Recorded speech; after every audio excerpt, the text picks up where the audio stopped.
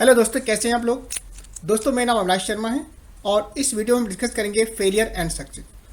दोस्तों, हम अपने गोल्स को अचीव करने के लिए बहुत सारी मेहनत और भरपूर कोशिश करते हैं और बहुत सारी समस्याएं और अड़चनों का सामना करते हैं। लेकिन कई बार समस्याएं और अड़चनों से घबराकर हम लोग हार मान लेते हैं और अपने भाग्य को भगवान के भरोसे छोड़ देते हैं। इस तरह से हम फेलियर का सामना करते हैं। लेकिन कुछ लोग हार नहीं मानते। उनका मानना है कि फेलियर और सक्सेस ये एक सिक्के के दो पहलू हैं और फेलियर से एक नई सीख लेते हैं, अपनी कमियों को ढूंढते हैं और अपने काम करने के तरीकों को बदलते हैं और एक नए रास्ते पर चल पड़ते हैं। आखिरकार अपनी सफलता की मंजिल पर पहुंचते हैं। दोस्तों, इस वीडियो में उन लोगों के बारे में डिस्कस करेंगे जिन्होंने अपनी लाइफ में बहुत सारे फेलियर्स देखे लेकिन कभी हार नहीं मानी और कोशिश करते रहे और आखिरकार सफलता के शीर्ष पर पहुंचे। सबसे पहले बात करते हैं स्कॉटलैंड के राजा रॉबर्ट ब्रूस।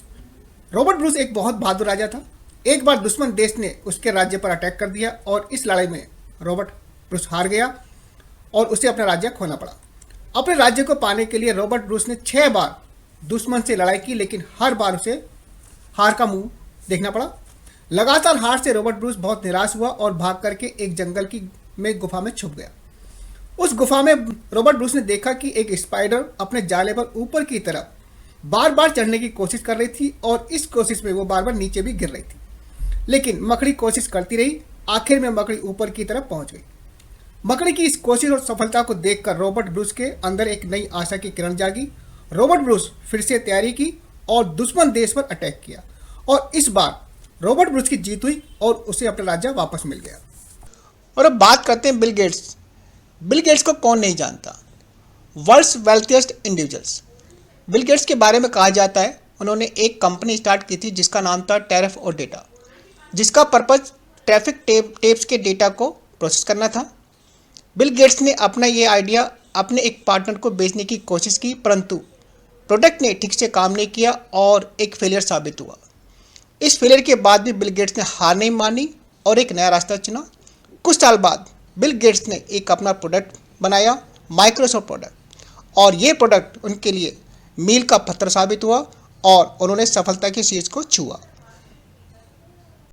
जेम्स डायसन जो कि एक British entrepreneur, industrial designer, farmer और बिलियनर के रूप में जाना जाता है। उन्होंने डायसन लिमिटेड कंपनी की स्थापना की, लेकिन उनको सबसे ज़्यादा पॉपुलैरिटी यानी कि प्रसिद्धि तब मिली जब उन्होंने एक dual cyclone bagless vacuum cleaner का इन्वेंट किया।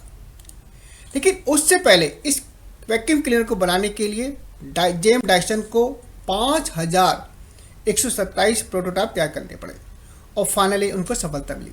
सो दोस्तों सोचो, 5000 से ज़्यादा प्रोटोटाइप तैयार करने में जेम्स डायसन को कितनी आपको निराशा होगी, लेकिन उन्होंने हार नहीं मानी और कोशिश करते रहे। वॉल्ट डिज्नी को American entrepreneur, animator, writer, voice actor and film producer के रूप में जाना जाता है। वॉल्ट डिज्नी को एक न्यूज़पेपर से ये कहकर निकाल दिया गया था कि उनके पास जरूरी क्रिएटिविटी नहीं है।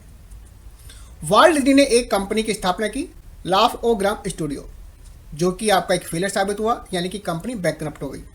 लेकिन उन्हें हार नहीं मानी और एनिमेशन के क्षेत्र में काम करते रहे। वॉल्ट डिज्नी को 59 एकेडमी अवार्ड्स के लिए नॉमिनेट किया गया, जिसमें से उनको 22 अवार्ड मिले। Pichai Sundararajan, CEO of Google, जिनको सुंदर पिचई के नाम से भी जाना जाता है, उन्होंने फेलियर के बारे में कहा, wear your failure as a badge of honour, यानी कि आपका जो फेलियर है उसको एक्सेप्ट कीजिए और उससे कुछ सीखिए। मिस्टर बीन, जिनका असली नाम रोवन एटकिंसन है, मिस्टर बीन जब ऑक्सफोर्ड में थे तो उन्होंने एक्टिंग करने का फैसला किया और उसके लिए उन्होंने कॉमेडी ग्रुप को ज्वाइन किया, लेकिन अपनी स्पीकिंग डिसऑर्डर के कारण उनको ग्रुप को छोड़ना पड़ा। उन्होंने कई टीवी शो में ऑडिशन दिए लेकिन रिजेक्ट कर दिए गए। आखिरकार उन्होंने अपना शो स्टार्ट किया और शो की सफलता ने उन सबको गलत साबित कर दिया जो कि मिस्टर बीन के अंदर कमियों को देखते थे। APJ Abdul Kalam 11th president of India. उनका जीवन आसान नहीं था। उन्होंने अपनी फैमिली को फाइनेंशियल सपोर्ट देने के लिए न्यूज़पेपर बेचा था और जीवन में बहुत सारी समस्याएं देखी थी, लेकिन कभी हार नहीं मानी। Jack Ma, founder of the Alibaba, Alibaba world की largest retailers and e commerce कंपनियों में से एक है। ग्रेजुएशन के बाद जैक मा ने 31 आपका डिफरेंट और जॉब के लिए अप्लाई किया, लेकिन सभी जगह से वो रिजेक्ट हो गए। उन्होंने KFC में अप्लाई किया, जहां पर 24 कैंडिडेट ने अप्लाई किया था। 24 में से 23 को सेलेक्ट कर लिया गया, लेकिन जैक मा को रिजेक्ट कर दिया गया। जैक मा ने हार नहीं मानी और कोशिश करते रहे और आखिरकार उन्होंने एक अलीबाबा कंपनी की स्थापना की। और अब बात करते हैं एक भारतीय महिला की, जिनका नाम है इरा सिंघल, जो कि दिल्ली इंडिया से बिलोंग करती हैं। ये एक ऐसी पहली फिजिकली चैलेंज भारतीय महिला है जिन्होंने 2014 में सिविल सर्विस एग्जाम में टॉप किया, लेकिन फिजिकली चैलेंज होने के कारण उनको पोस्टिंग देने से इनकार कर दिया गया। लेकिन उन्हें हार नहीं मानी और 4 साल तक अपनी पोस्टिंग पाने के लिए कोशिश करती रही। आखिर 2014 में उनको सफलता मिली और उनको अपनी पोस्टिंग मिल गई। कंक्लूजन दोस्तों, इस वीडियो से हमें एक संदेश, एक मैसेज मिलता है।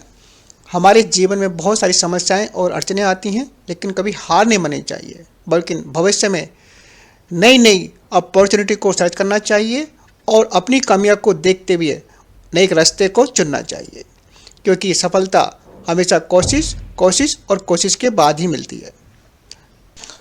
Thanks for watching this video.